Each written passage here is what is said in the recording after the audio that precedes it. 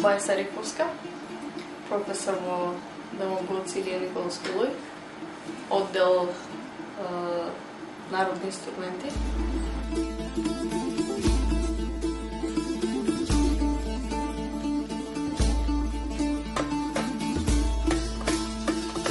Моите почетоци во музиката,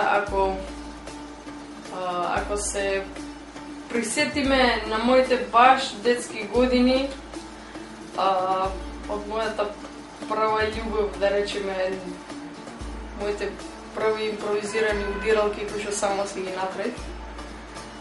Можам да кажам дека тоа инспирација беше од секојдневието. Јас знам баш као дете, во мојата околина, поточно Источна Македонија, Берово, сеќавам дека кај што имаше свадба, таму бев и јас, кај што имаше зрли тапани, таму бев и јас. Основно училиште завршено во Македонска Каменица, средно музичко во Штип.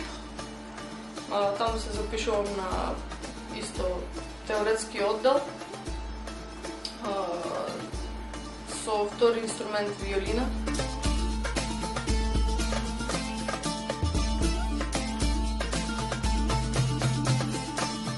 Професионално работата почна токму од таму. Значи, баш тој период како абсолвент 4-та година на музичка теорија и педагогија и оддел народни инструменти кај професорот Драган Дутовски. Драган Дутовски е мој втор татко. Дефинитивно, со право ќе го наречам така, зашто понекогаш биолошките родители не можат да го донесат нештото за своето дете кое што може еден учител да го донесе за некого. Ме изградил еден уметник кој што,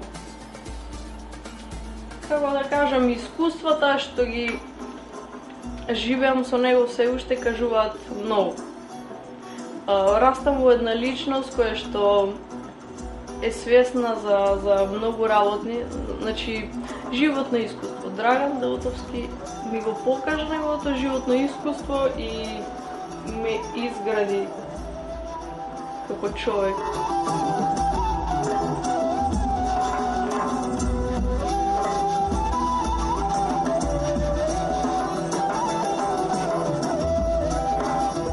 Практично мислам дека тој период созревав во уметник.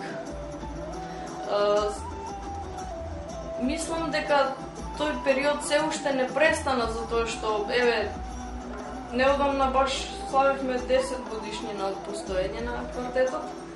Така да, тоа само по себе кажува колку убавите и искрени нешта остануваат.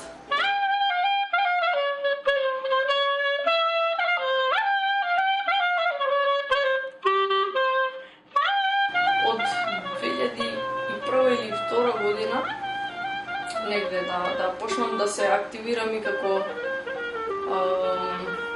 на друга страна, тоа што се вика малку давање на акцент или концентрација на еден друг музички израз што се вика ромска музика, ромска традиција. Чекнав од таму и видов дека доста практично тоа ми е дадено. Сметам дека е моја задача, првенствено што се родив во Македонија, ромка сум, како ја пораснав со македонската традиција, македонска култура, пораснав со луѓе од кои што сум се хранела како македонска традиција. Така да мислам дека и моја задача да работам на ромска култура исто паралелно.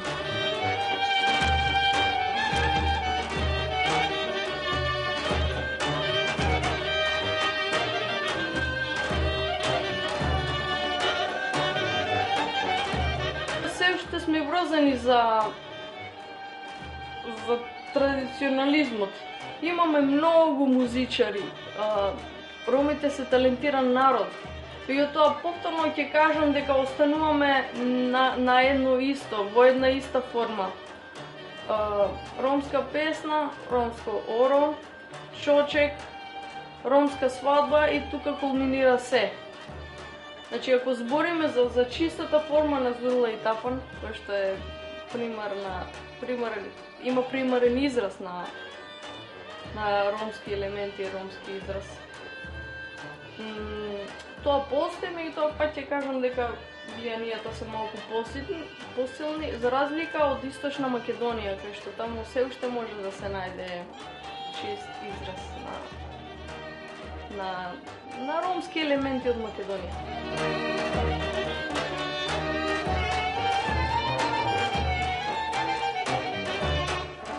Сметам дека треба да се втурнам доста посериозно во творештво, затоа што еве сега сум баш моментално ако збориме за ромска култура, треба таа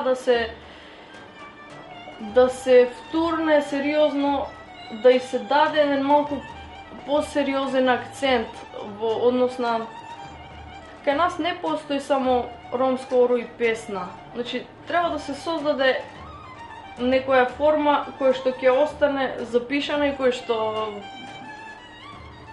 идните генерации ќе може да земат, да ја прочитаат, да ја обноват и да знаат дека постоела како таква. Меѓутоа, зашто и да нема ромска симфонија? Размислувам во тој правец. Зашто да нема ромски балет кој што е веќе